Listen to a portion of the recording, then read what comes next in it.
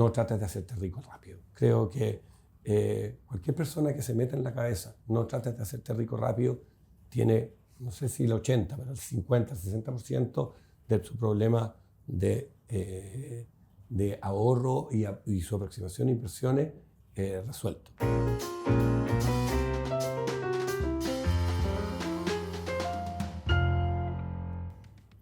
Bienvenidos a un nuevo podcast Mente Inversionista, en donde estamos entrevistando a amigos de la casa, a grandes personas de esta industria de las inversiones, pero dándole un tono más personal, más de dónde viene este interés por las finanzas, qué es lo que hacen el día a día y por ende conocer más de lo que pasa en este entretenido mundo que nos apasiona de las inversiones, del ahorro, del dinero, de todo lo que tiene que ver con las finanzas personales. En esta oportunidad tenemos a Fernando Gómez, quien nos acompaña, quien es socio fundador de DBA Capital. Tengo ahí la confusión de todos los partners, todos los Pero amigos. también socio de Ameris. Sí, pues también. Sí. Sí. Además. Además. De hecho, la primera pregunta, Fernando, va relacionado. Voy a partir de adelante hacia atrás. ¿Cuándo comienza esta idea de hacer este proyecto? La historia es muy interesante, creo. Por lo menos, obviamente, es bien íntima. Me interesa conocerla. Yo ahí estaba participé de un hedge fund que lanzamos en diciembre del 2007. Para los que todos tienen un poco de memoria no tan atrás de lo que fue el mundo de las inversiones, el 2008 fue el peor año que probablemente cualquier persona que esté trabajando en inversiones le haya tocado vivir. Peor que eso fue la crisis del 30, pero los de los 30 no estaban trabajando en 2008. Porque hay algunos vivos, pero no trabajando en el 2008. Y por lo tanto, ese tema duró un poquito más de un año. Y en enero del 2009, viendo qué hacer después de este proyecto fracasado, por decirlo así, me tomé un café con mi socio y actual socio, Rodrigo Guerrero. Y solo para ponerlo en contexto, los mercados de renta variable, que es mi pasión, por decirlo así, cayeron del orden del 60% ese año. Unos más, unos menos, dependiendo del cual uno se fije. Y me dice, ¿por qué no hacemos una compañía dedicada a administrar fondos de renta variable? Era una pregunta como de manicomio en ese mismo tiempo. Claro. Y me acuerdo que yo le dije, dame un poco más de contexto. Entonces me da su idea y yo le dije, mira, todo lo que pasó el año pasado, por el 2008, fue muy duro. Necesito recomponerme un poco emocionalmente para eso. Absoluto. Dame un tiempo, deja testear mis ideas, deja agarrar algunas de las cosas que me estás comentando y hablemos un tiempo más. Y él me dice, ¿cuánto tiempo necesitáis? Yo le dije, no sé, 1 o 2 años. Entonces me dice, ¿estás hablando en serio? Sí, estoy hablando en serio. Prefiero manejar mi plata solo, sin tener que responderle a ningún cliente, ni siquiera a ti, y después lo vemos. Como queráis, me dijo. No hay nada que hacer. Wow. Como 1 año y medio después, nos topamos por casualidad en un ascensor, a pesar de que hablábamos. Me dice, ¿cómo vais con eso? Creo que tengo unas ideas, le dije. Ya, pues juntémonos de nuevo. Nos juntamos y eso fue, le expliqué, me dice, ¿sabes qué me hace sentido? Me dice, yo tengo unos amigos que, resultando ser los de Ameris, que en ese tiempo se llamaban Claro y Asociados, que les podría interesar, y les presentamos la idea y se entusiasmaron, y eso es el origen de DBA Capital hasta el día de hoy, con sus fondos, sus temas y su filosofía de inversión. Perfecto. Partimos de adelante hacia atrás porque ahora te quiero preguntar qué es lo que fue tu trayectoria, qué hiciste antes, qué estudiaste, cómo fue tu proceso en el mundo de las inversiones o de las finanzas. A ver, yo estudié ingeniería comercial en la Católica. Me traté de, dentro de las especializaciones que en ese tiempo había, porque no era mucho, pero básicamente lo dirigía ahí por los optativos, me fui concentrando en el tema de finanzas. Yo me gradué muy joven, y esto es una anécdota personal. Yo tenía 22 años recién cumplidos cuando me gradué. Chico. Y todos mis compañeros, muchos de mis compañeros tenían del orden de 24. Entonces dije, tengo 2 años de ventaja aquí. Claro. En ese tiempo tal vez no era tan común tomarse sabáticos después de, bueno, no sé si llama sabático, pero mochilear. Pero me tomé prácticamente esos 2 años completos mochileando principalmente por Europa, Israel, Egipto, el mundo. Un gran Sobreviviendo literalmente, cosechando naranjas, tomates o lo que fuera, o de pastor en Israel, que probablemente es una anécdota que pocos saben de mí. Pero después volví a trabajar en un banco. Después de un par de años ahí me fui a hacer un MBA en Wharton School y ahí especializado en finanzas, y de ahí he trabajado en finanzas todo el resto de mi vida. Perfecto. ¿Y el interés por la finanza original, de dónde proviene? A ver, no tengo muy claro, no tengo un recuerdo porque mi foco siempre fue estudiar ingeniería comercial. Y ahí, estudiando ingeniería comercial, poco a poco todo el tema financiero se me fue como despertando, me fue entusiasmando. Encontraba que era un tema desafiante, encontraba que era un tema como en el cual uno de alguna forma aplicaba la parte económica en la vida diaria. Por lo tanto, de ahí poco a poco se fue generando. Y ya cuando entré a estudiar a Wharton, tenía claro que realmente lo que iba a hacer ahí es finanzas. Y Wharton tiene una gracia, a mi juicio, es que te deja convalidar todos los ramos en que tú puedas demostrar que tienes una expertise anterior. Ellos, por lo menos cuando yo estudié, de los 20 cursos que tú tenías que hacer, 9 eran obligatorios. Había uno que no te lo dejaba sacar, que era como el sello de ellos, pero los otros los podías convalidar. Y yo convalidé 6 de los 9, hice 3, que eran como el currículum básico. Y por lo tanto elegí 17 de los 20 ramos. Y eso los elegí dedicados a finanzas o cosas que me ayudaran a complementar eso. O sea, le metí más duro economía, a estadística, econometría, de tal forma de ir armándome todas las herramientas para llegar a eso. Y después entré a trabajar a Chase Manhattan Bank en Wall Street, tuve un año trabajando con ellos, haciendo trading de deuda allá, después vine con ellos a Chile, después me cambié a Santander, que fue mi casa por casi 17 años, tanto aquí en Chile, después fui tesorero del banco, de la oficina del banco que tenía en Nueva York, trabajando con toda Latinoamérica. Curiosamente, la mayor parte de mi carrera en el Santander la hice en renta fija. Perfecto. No en acciones. No en acciones. Bueno, dicen que ahí es donde Maturo... Están los de verdad. Smart money. A ver, la renta fija, la gracia que tiene, vamos a partir de todo. Lo bonito de las acciones es que ves modelo de negocio y sobre todo ponte tú lo que hacemos en DBA Capital, que nos relacionamos con compañías, con las grandes compañías del mundo y hablamos con ellas y de alguna forma vais viendo cómo se va desarrollando el mundo en muchos aspectos. La renta fija, aunque en algunos aspectos la gente cree que es más aburrida, es mucho más matemática. Sí. Es considerablemente más matemática.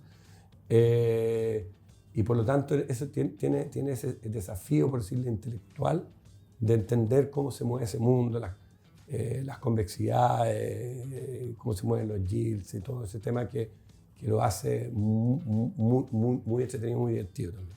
Sí, y también uno está más inmerso como en el mundo macro, por así decirlo. O sea, está más atento a variables que también influyen obviamente en las acciones, pero de una forma distinta. O sea, por ejemplo, al que le gusta más modelos de negocio y cosas por el estilo, le va a parecer más atractivo las acciones.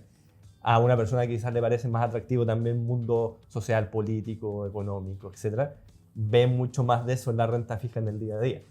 Yo personalmente creo que, obviamente, todos tienen sus cosas, pero considero que es más complejo la renta fija que las acciones. Sí. Obviamente entender el valor de una acción y hacer el valor presente y todo el asunto tiene su metodología, y llegar al valor correcto y ser un buen inversionista de acciones es tremendamente difícil.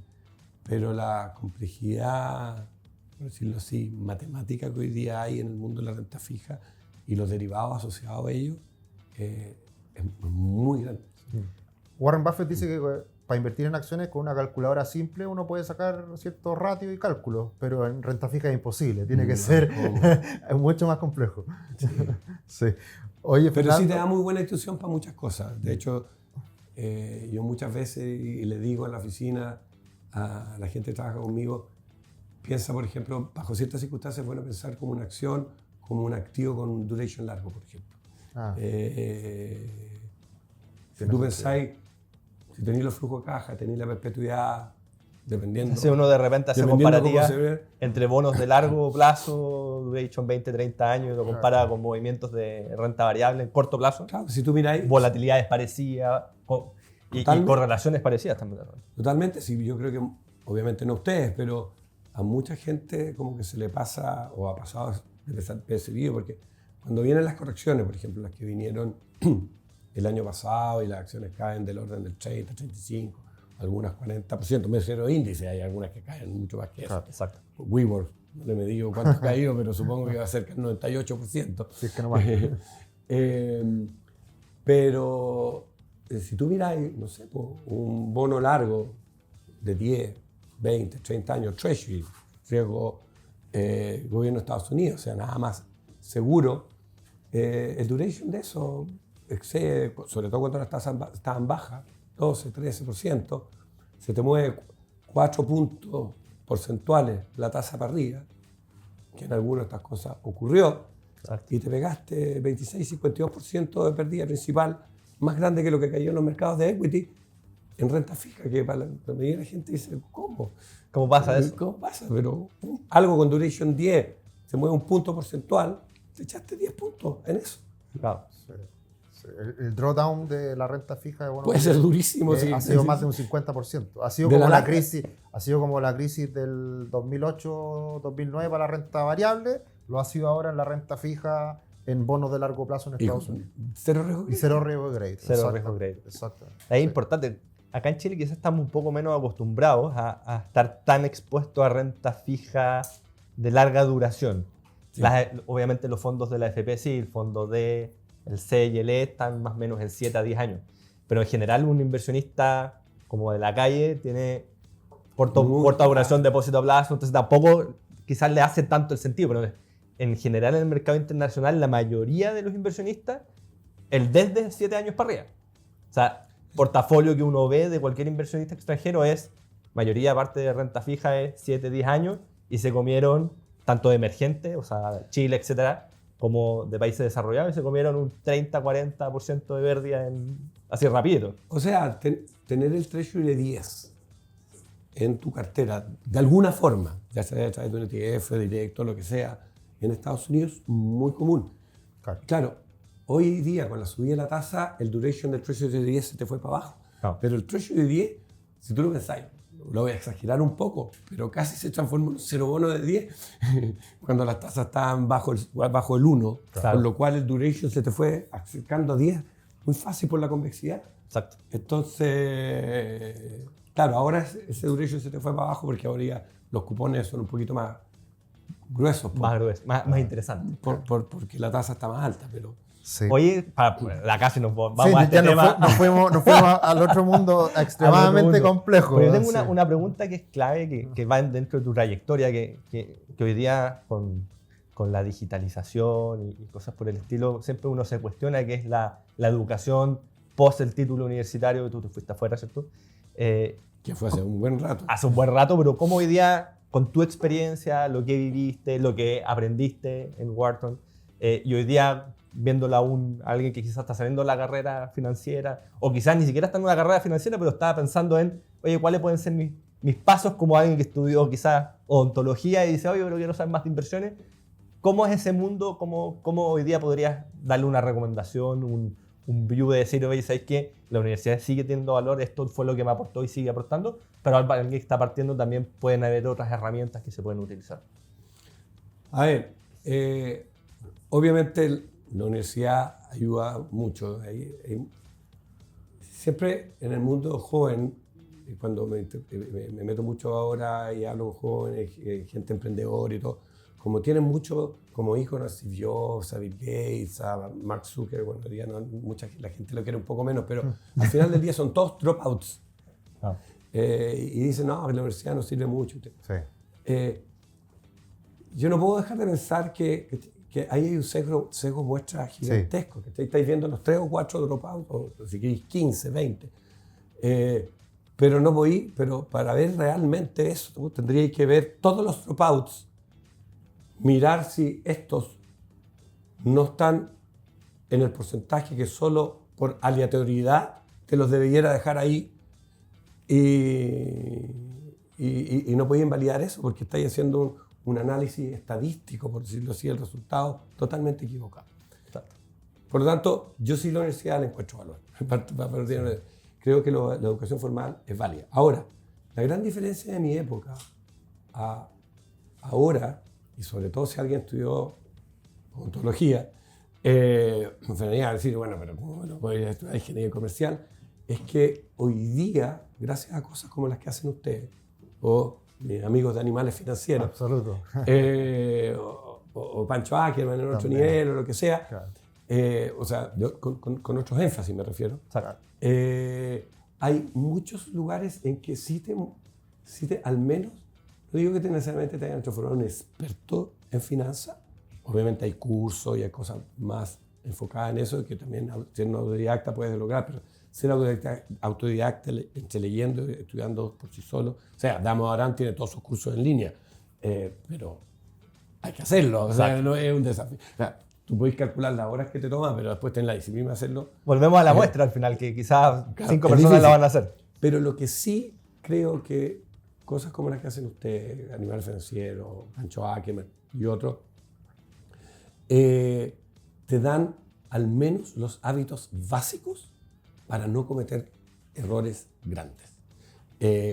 Partiendo por no trates de hacerte rico rápido. Creo que cualquier persona que se meta en la cabeza, no trates de hacerte rico rápido, tiene, no sé si el 80, pero el 50, el 60% de su problema de ahorro y su aproximación a inversiones resuelto. El problema es que es más difícil de lo que parece. Todos queremos hacernos ricos rápido, pero realmente la disciplina y los hábitos de ahorro creo que son fundamentales. Y eso hoy día hay mucho producto, obviamente las nuevas tecnologías que permiten que todo esto ocurra, es mucho más extendido por todas partes. Y obviamente si uno quiere y tiene la disciplina de querer autoeducarse, obviamente están en este extremo que están las clases de cursos completos de finanzas corporativas o de inversiones de Damo Arán y otros profesores buenísimos en línea. No. Está a demorar un par de años o un año en verlo y asimilarlo, pero están. Entonces, en ese sentido es mucho más fácil para la gente que tenga la disciplina y la motivación, pero creo que, volviendo a lo que les decía, programas como este ayudan muchísimo. ¿Cómo se encuentra esa disciplina, esa motivación para el ahorro que es tan difícil? ¿Para el ahorro o para cualquier...? Para el ahorro, para la inversión en este caso, que hay que tener la guata bien preparada para resistir lo que pasa en los mercados. De lo que tú has estudiado y visto, ¿qué crees tú que pueden ser algunos empujones, algunos nudge, como dice Thaler? Sí.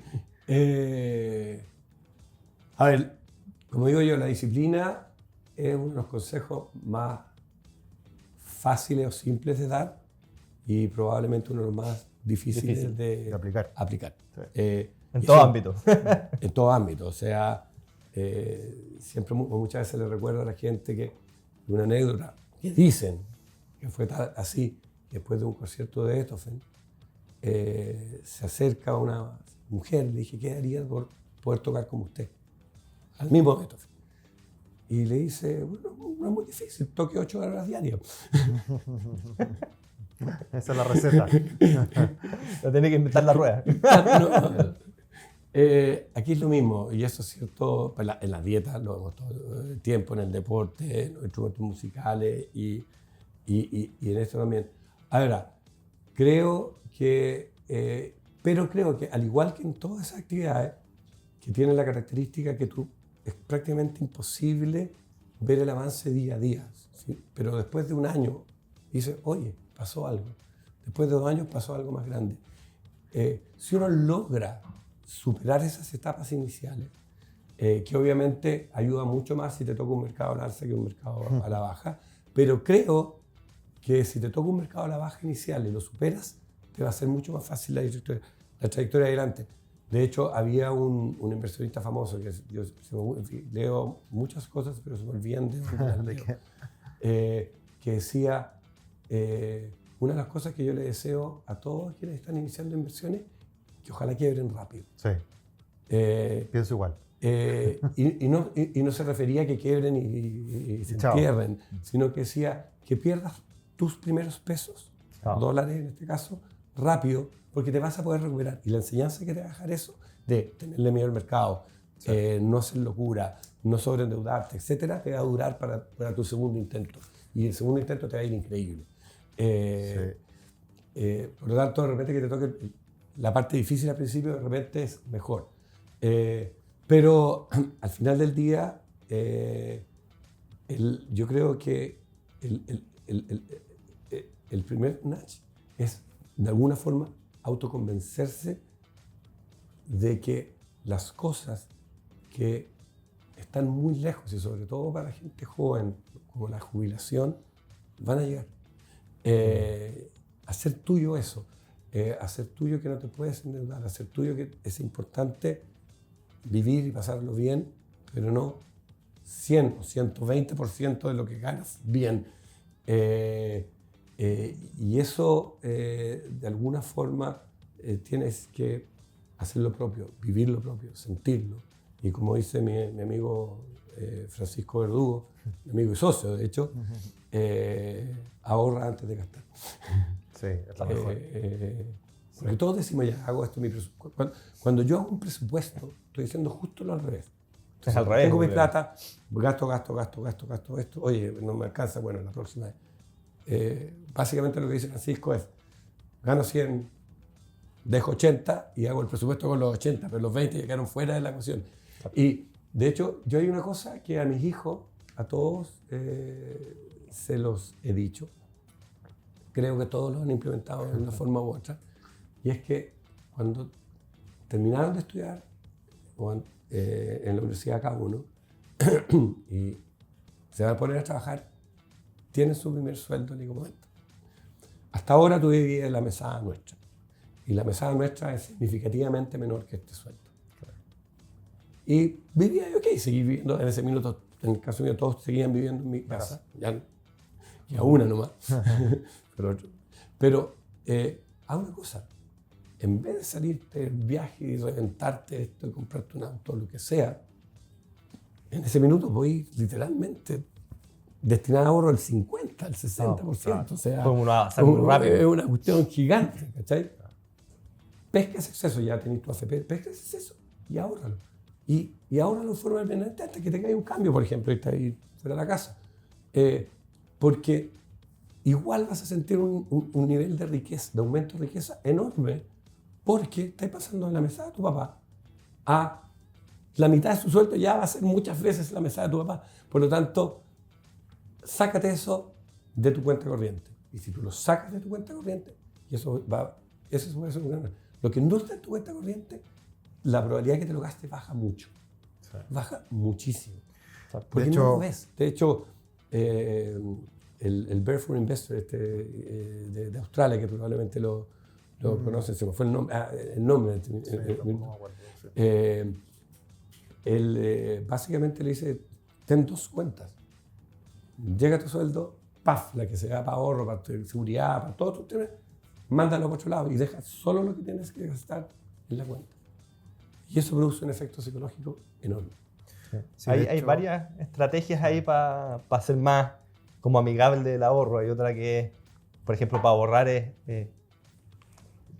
automáticamente descontar de la cuenta corriente, o sea, del sueldo, que sería la versión de la APB en Chile, que en Estados Unidos son muy famosos. Acá en Chile existe Principal, pero es más normal verlo en Estados Unidos, que sale por objetivo. O sea, por ejemplo, fondo tanto, 2040, 2050. Está asociado automáticamente a cuando te vayas a jubilar, entonces se va para allá, no te preocupes de el riesgo, en qué fondo meter, vais directo a tu objetivo plazo, echado pescado, y le pasáis la responsabilidad finalmente al administrador. Así es. Esa es una forma también.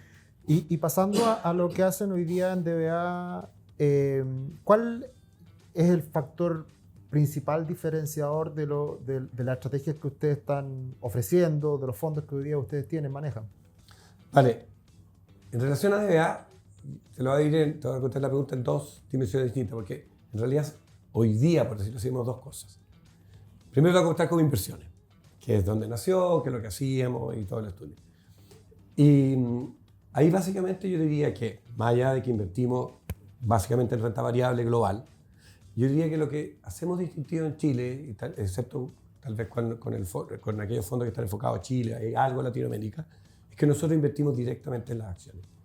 Nuestros no son fondos de fondos, sino que cuando mires cada de nuestros fondos, abajo están las acciones. Y tú dices, bueno, pero ¿qué es lo que hace distintivo eso? La gracia que tiene eso es que nos fuerza a hablar con las compañías. Nosotros, no te digo, somos chiquititos, estamos en Chile, no te digo que nuestro hit ratio de cuando le pedimos a un investor relation a alguna compañía podamos hablar es 100%, porque evidentemente no somos ni BlackRock ni JP Morgan, pero es 70%, igual es muy alto.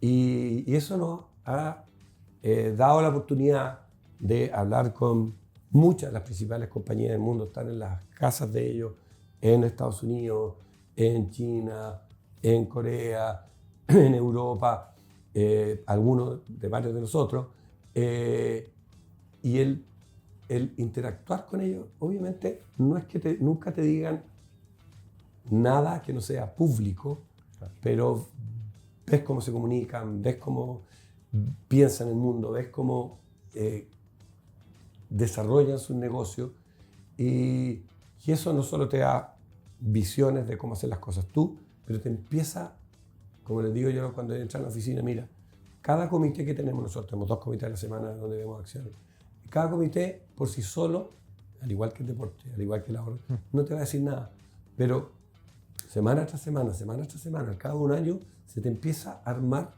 cómo se conecta, cómo funciona el mundo.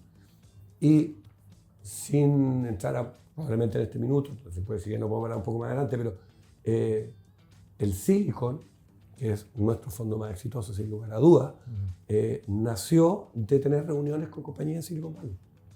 No es que ellos nos hayan dicho, hagan un Silicon, sino que nos dijeron ciertas cosas que después cuando volvimos a Santiago, dijimos, ¿sabéis qué? Maybe aquí hay una oportunidad. ¿Cuánto tiempo lleva el Silicon? Va para los 5 años. 5 años. Y eso es una diferencia importante que se ha traducido hoy no solo en las características de nuestros fondos, sino que hoy día somos la compañía, todavía un nicho chico, Chile, todo lo que tú quieras, pero de fondos temáticos más grande de Chile, y nosotros creemos, y eso es una cosa que quería más, que invertir temáticamente es muy bueno. Y es distinto en alguna medida que invertir geográficamente o sectorialmente, porque la diferencia que tiene es que al final del día tú piensas en algún tema, por ejemplo el envejecimiento de la población, y después de eso dices qué compañías de alguna forma están resolviendo o se benefician de este tema. Y eso puede cambiar el tema. De hecho, es mucho más fácil verlo con ejemplo en la industria hoy día, por ejemplo, de lo que hacemos en el IFAN, en los temas relacionados con el cambio climático. Porque lo que sí vemos como titulares son los objetivos al 2050, ¿no es cierto? De que no suba la temperatura más de 1 año y medio, de cuando se industrializó el mundo, todo que el net zero y todos esos temas. Lo que no está claro es cuáles van a ser las soluciones que nos van a llevar de aquí a allá. Hay algunas que hoy día que son más conocidas, ¿no es cierto? Los autos eléctricos, y ahí están los Tesla o los BYD de este mundo, las baterías de litio, los minerales que están detrás de ellos, los dos estrellitas son el cobre y el litio, que para Chile por lo demás súper bueno. Hidrógeno verde. Pero, por ejemplo, y para allá iba, el hidrógeno verde, si tú miras nuestro fondo, y si tú miras el mundo, decís, ya, vamos a invertir en hidrógeno verde, si no me invertí en cosas que son medio cerradas, private equity o desarrollo, No hay. No hay. no hay, porque es una cosa todavía muy experimental, que tiene ciertas ventajas, pero tiene ciertas desventajas por el peso, tiene muchas cosas de eso, y que probablemente es posible que sea. Pero, ¿y qué es lo que hace? Volviendo al tema temático versus sectorial. El tema temático lo que hace es que te va invirtiendo en lo que está hoy día el mundo usando para resolver ese tema.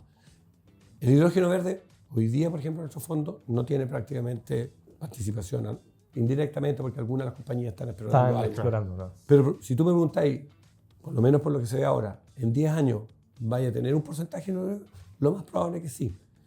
Por el contrario, si yo dijera, oye, estoy haciendo un tema sectorial de metales porque van a resolver el mundo, donde está, por ejemplo, el litio y cobre, si el litio llega a ser reemplazado totalmente por el hidrógeno verde como una solución futura, ese fondo no se puede cambiar necesariamente a hidrógeno verde porque es otra cosa.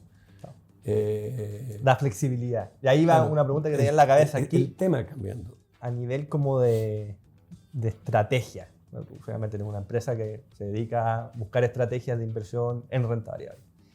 ¿Qué aporta o cuáles son esas diferencias que hacen que sea mejor que otro tipo de estrategias en la parte temática? O sea, ¿de dónde nació esa idea de, oye, ¿sabes que acá está esta idea de, por ejemplo, como lo dijiste tú, contaminación CO2, de acá al 2050 tenemos que llegar a esto, está esta tesis de inversión, por ende, este puede ser el retorno? O sea, ¿de dónde salió esa convicción de que por ahí podría haber más rentabilidad o sirve para diversificar más o da flexibilidad? ¿Cuáles son esas ventajas que fueron tu tesis de inversión para empezar a crear este tipo de fondos? Vale. A ver, yo no creo necesariamente que sea mejor o peor. Creo que es distinto y en ese sentido aporta diversificación de una forma diferente. Eso es importante en inversiones, más que ser mejor y tener más rentabilidad, es una convicción de algo, en definitiva. Así es. A ver, yo diría que lo que de alguna forma me movió a hacerlo es que hoy día el modelo más usado por lejos es el regional. Es más fácil racionalizarlo, o sea, porque la gran mayoría de fondos son top-down. Entonces, si Chile está bien, poco más en Chile, si Perú está bien, poco más en Perú, lo mismo Brasil, Estados Unidos, lo que queráis. Y si tú miráis el research, está estructurado. Si ¿puedo poner una pausa? Porque quizás el que nos está escuchando dice regional, sectorial. Cuando uno, por ejemplo, invierte en un ETF global, va a tener Estados Unidos 60%, China un porcentaje, emergente otro porcentaje, UK y Europa. Eso se refiere a regional y por lugares demográficos al final. O sea, finalmente va en relación a los pesos que tiene cada país, y ahí uno invierte como si fuera un saco en el S&P, en el tanto, etc. Que mayoritariamente, si uno ve gran parte de todos los fondos, así está estructurado. Eso para dejarlo ahí como... No, perfecto. Y tiene cierta lógica, y sobre todo en el pasado, que el mundo era menos globalizado, evidentemente eso te cruzaba todos esos temas. O sea, básicamente te produce diversificar porque las cosas... Pero hoy día cuando tenéis compañías como Apple, como Google, como muchas en Chile, o sea, ya, o sea, hay muchas cosas, si tú hay más el IPSA, más de la mitad de las ventas están fuera de Chile.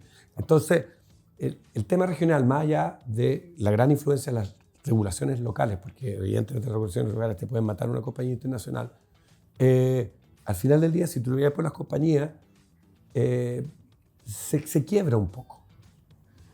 Luego está la sectorial. Me gusta, no sé, real estate, o sea, tema inmobiliario, consumo discrecional, consumo de energía, petróleo, lo que sea. El tema de las sectoriales es que distintas compañías que se agrupan en ciertos sectores pueden no tener nada que ver entre ellas. O sea, si tú miras el consumo discrecional, están desde las compañías que venden autos, las compañías que venden ropa, venden zapatos, de distintos países, todo el asunto, pero no necesariamente esos temas que los unen. Son compañías que se consideraron consumo discrecional, todas juntas. Pero al final del día, y pueden tener ciclos a alza baja porque, por ejemplo, si son metales pueden ser usados para una cosa, pueden ser usados para la otra cosa. Hoy día, obviamente, el cobre y el litio están, por el tema de la transición energética, están en una super bonanza, pero podrían ser reemplazados. Se ven difíciles, pero podrían y cambiarían del tema. Y lo que trae y lo que aporta y de alguna forma lo que ha hecho crecer los temas temáticos, a mi juicio, son dos. Uno, que cruza las regiones, cruza los sectores porque abordan temas que van de alguna forma a solucionarse, de alguna forma, valga la redundancia, de alguna forma de los distintos players. Y la otra cosa que creo que, y esto creo que se visualiza bien mirando la diferencia de crecimiento de los temáticos en Estados Unidos, por ejemplo, con Europa, es que para la gente, incluso si yo le pongo el S&P y le digo, oye, la renta variable, sigue siendo un concepto como que le cuesta agarrarlo. Y eso le complica a la gran mayoría de personas cuando tiene que tolerar la volatilidad.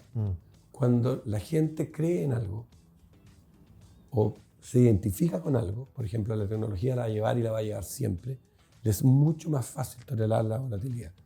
Es por eso que la Cathie Wood yo creo que tiene mucha volatilidad y hay gente que la ama, otros que la odian, pero sin lugar a un suceso. Sí, Y sigue ahí y probablemente va a seguir ahí con su tema, porque la gente se identifica con ella y con lo que hace.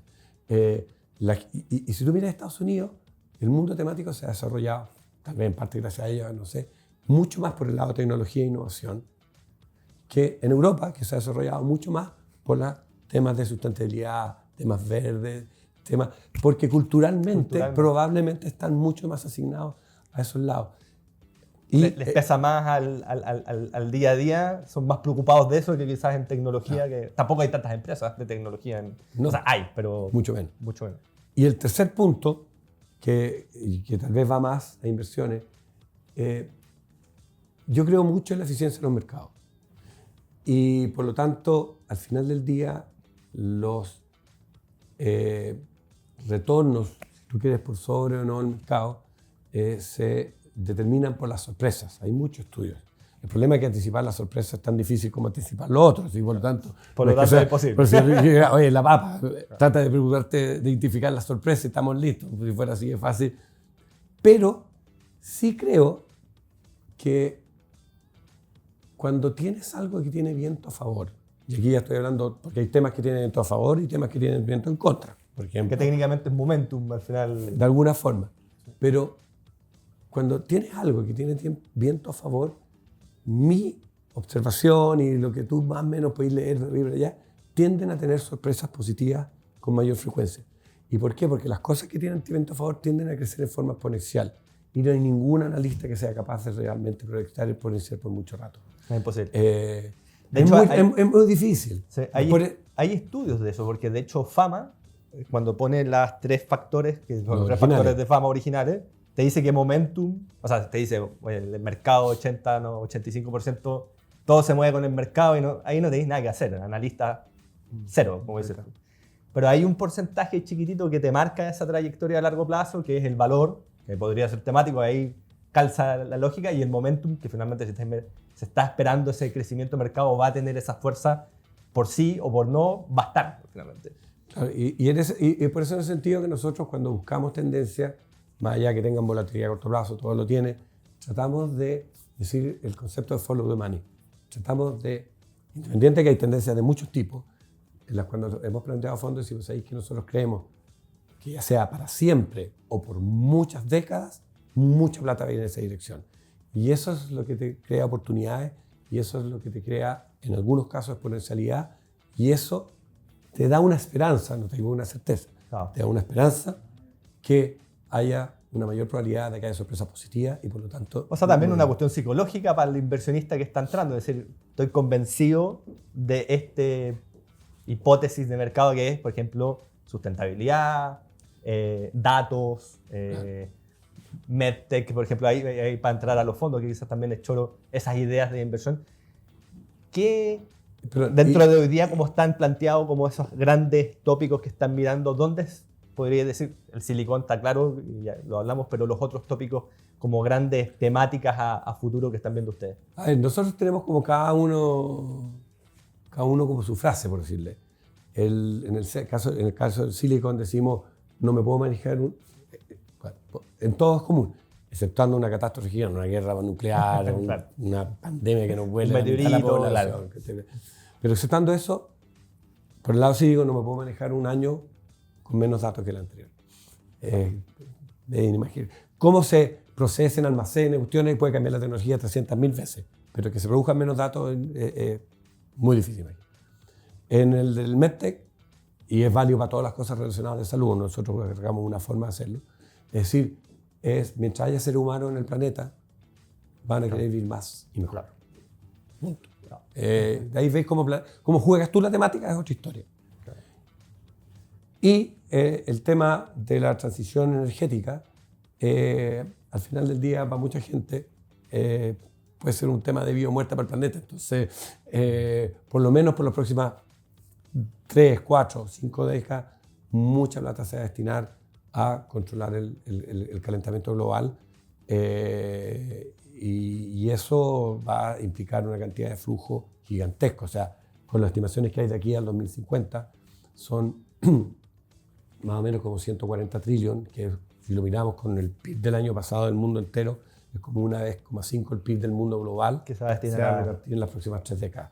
Entonces, son cantidades Ese gigantes. es un temazo esa temática, porque aparte de que el mundo quiere converger a sustentabilidad, el mundo tiene que todos los años crecer en uso energético. O sea, cada año que pasa, la necesidad de energía para desarrollar la humanidad y para sustentar que vivamos, obviamente, es mayor.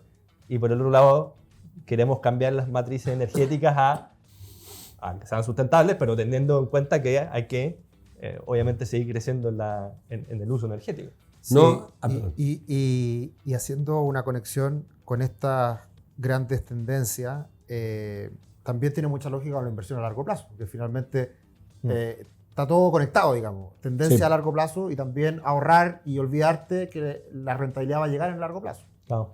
Así es. Es superpower yo recién como que me generé el clic, porque es más fácil para una persona pensar así que pensar en el instrumento, o sea, lo que hay por detrás y entender la renta variable, el negocio, que la renta fija si sube las tasas, bajar las tasas, la macroeconomía, etc. Sino finalmente una cosa como bien psicológica, yo trabajo, ahorro, etc. Esta cuestión se va a solucionar la sustentabilidad energética. Se va a los datos, porque todos vivimos con datos. O sea, también para ahorrar es como una motivación Exacto. más fácil. La conexión es mucho más directa. Es un Exacto. empujón. Es un empujón. Ese es un empujón. Claro, es por lo que te digo. Nosotros decimos, es más fácil a la gente tolerar la volatilidad porque la gente entiende el relato, entiende por qué estás haciendo, entiende por qué esa inversión debería andar. Claro. Y obviamente van a venir correcciones, los mercados son cíclicos, todo lo que tú quieras. Las cosas avanzan, después se retrocede. Por ejemplo, en el tema energético, todos están más o menos de acuerdo en los números que te dije, la cantidad de plata que hay que hacer, lo que hay que hacer y todo el asunto. El punto es quién paga la cuenta. Y ahí hay una pelea gigantesca entre el mundo desarrollado y el en desarrollo, que incluye China e India en el lado de acá. Claro. Que los desarrollados les dicen, oye, tú tenés que controlar esto. Y los otros le dicen, momento, tú ya te desarrollaste. Cuando tú te desarrollaste, No te importó. no te importó y no hiciste nada por esta historia y por lo tanto, por culpa tuya estamos metidos en este lío. Entonces, ahora, yo... Y aparte tus fábricas están metidas ahora en mi país. Claro, y muchas de estas soluciones hoy día son más caras que la alternativa contaminante, por decirlo. Entonces dice, yo feliz me comporto, pero el gap de precio financialo tú. Exacto. No, Y ahí ahí- es para hacer un capítulo de electromovilidad, o sea, ni siquiera electromovilidad, sino transición energética. De hecho, si uno mira como las cabecillas de grandes empresarios estadounidenses, Jeff Bezos, Elon Musk, Tim Cook, etc., su principal miedo es la energía. O sea, Sí. de hecho, Elon Musk y Jeff Bezos, la única razón por qué quieren ir a Marte, hacer su desarrollo espacial, es cómo poder generar o cómo poder traer energía de afuera o cómo llevar matrices productivas afuera. O sea, Jeff Bezos decía cómo pasar una empresa manufacturera a un satélite así como estilo Star Wars. O sea, súper volado en muchos años, obviamente, pero ahí están pensando y saben que el crecimiento, el desarrollo es limitado si no tengo energía. Sin lugar a dudas. Se nos pasó volando el tiempo, no nos queda nada, pero no puedo no hacerte la última pregunta. Seguro. Saber en qué inviertes y lo más importante, gran acierto financiero y error financiero. A ver si nos puedes resumir esa gran pregunta. Algunas de las cosas te van a sorprender, pero quedaron metidas entre medio. Sí, Ahora, obviamente soy muy consistente que lo vendo. Invierto fundamentalmente en renta variable. Y obviamente desde que estoy en la compañía, en todos nuestros fondos tengo inversiones importantes. Y por lo tanto, la renta variable creo que de largo plazo tiene la característica que tiene retorno y es líquida, de tal forma que te puedes mover. Creo que cuidar la liquidez es importante en todo esto. En los últimos años, por razones de cercanía con algunas personas, estamos, por un lado, y por razones de aprender, por el otro, estamos empezando a hacer alguna inversión en el mundo de Venture Capital. ¿Qué es renta variable? Otra forma, Es otra forma de inversión, ¿no? con más riesgo. He hecho algunas inversiones directas y tratando de meterme en Estados Unidos, un amigo y mucha gente me dijo, mira, si no te metías a los networks de allá, no tenéis cómo hacer nada. Y me presentaron una compañía que es muy divertida, que se llama Next Play Legacy ahora, que su Edge es que son tienen una comunidad de deportistas gigantescos en su network. Y en Estados Unidos los deportistas les va bien. la llevan. Y por lo tanto eso les da acceso a mucho pipeline y he hecho unas inversiones con ellos y los he ido conociendo y he ido metiéndome en ese mundo que es realmente fascinante. Bien. ¿Y acierto, error? A ver, el error, yo te diría que el error más grande, en parte, que se lograba fue cuando estábamos en ese tema del hedge fund. Ya. La gracia era un hedge fund latinoamericano, o sea, que invertía en latinoamericano multiactivo. Y partimos, literalmente el fondo partió a fines de noviembre del 2007. Peor timing no podía haber. Solo para hacerlo, el peak del S&P fue en octubre del 2007. O sea, partimos un mes después. Y empezamos el fondo, levantamos la plata, empezamos a invertir, etcétera, etcétera. Y por ahí, por a fines de enero, febrero, la cuestión ya Estados Unidos empezaba a ver súper mal. Complicado. Y como podíamos hacer lo que quiera, dijimos ahí que esta cuestión se hace el papa. Llevemos el fondo corto. Net short. Nada más. 100%. 15% de fondo corto. Ah, ya. Yo diría que a mediados, principios de febrero. Tú dijiste, tú podrás decir, la reventaron. Pues. Claro. Con un pequeño detalle. El pic de Latinoamérica fue en mayo. Uf. Por lo tanto, entre esa cuestión y principios de mayo, digamos, si miráis el índice latinoamericano de acciones, que más o menos tratábamos de... Era un hedge fund, pero estábamos teniendo alto riesgo, teníamos que hacer algo así. Estábamos como 15% por debajo, 15 puntos porcentuales por debajo. Estábamos nuevos haciendo esto, la presión de los inversionistas nos querían matar. Y no, imagínate, en lo que hubiera invertido en Latinoamérica y ganando plata, Claro. y nosotros estábamos perdiendo. Claro. Y a principios de año cerramos el corto y nos fuimos equal weight. O sea, cerramos. No nos fuimos largo, estábamos tan convencidos que se iba a caer, pero lo cerramos. Claro. Si bien es cierto que cuando después terminamos cayendo menos que el otro, Claro. pero nos podríamos haber forrado y no aguantamos. No, aguantaron la guata al final. Creo que lo cerramos 2 semanas antes del pico. Y la gran lección de eso es que, y son cosas que tengo como reglas en los fondos nuestros ahora, a pesar que son long y por lo tanto no hacemos eso, pero sí cuando vamos a tomar una posición, no los que son temáticos que le apuntamos, como se llama, que al final del día le apuntamos a la tendencia, pero cuando sí elegimos acciones, por ejemplo en el global, es que cuando tengas una convicción y el momento lo tengas en contra, aguanta hasta que dé una señal que el momento lo cambie. Porque si entras antes, tal vez si estáis solo y no tenés que aplicar nada, vos podés aguantar, pero Exacto. maybe. Exacto. Pero Siempre si hay que tienes que responder, es extremadamente difícil. Fue tremendamente doloroso. Es probable, yo siempre pienso, retrospectiva, es probable que si hubiéramos aguantado, de repente el fondo lo habría rentado y habríamos seguido con el hedge fund hasta el día de hoy. Ah. Fue muy duro, fue una elección, pero fue muy duro además porque estuvimos en la dirección correcta, Claro. pero no supimos, Claro, no eso supimos es manejarla.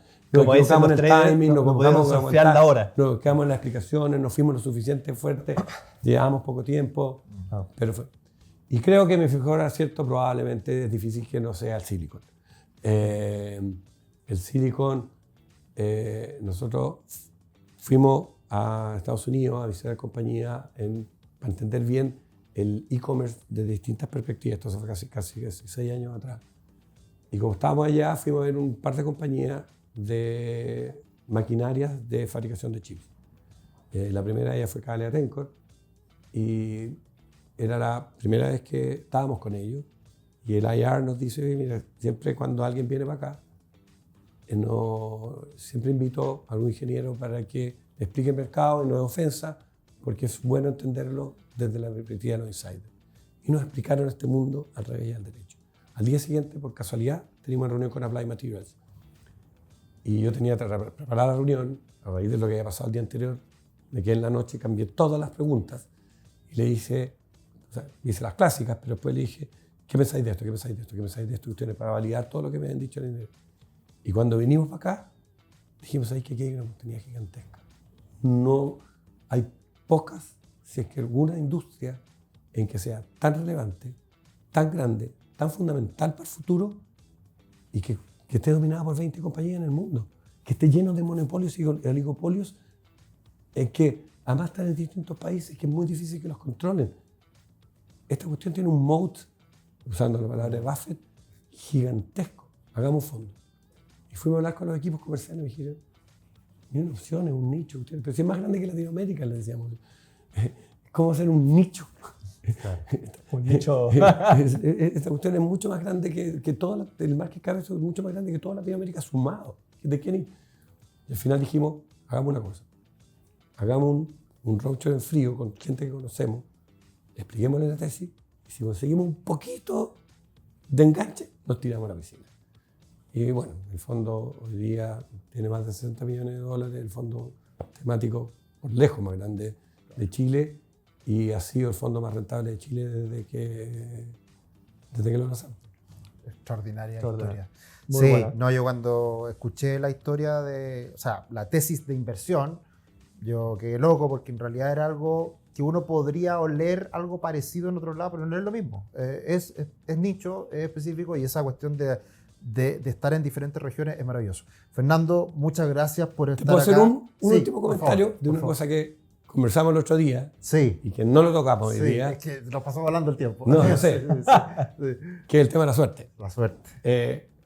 Y lo quiero solo relacionar con las dos cosas que acabo de contar.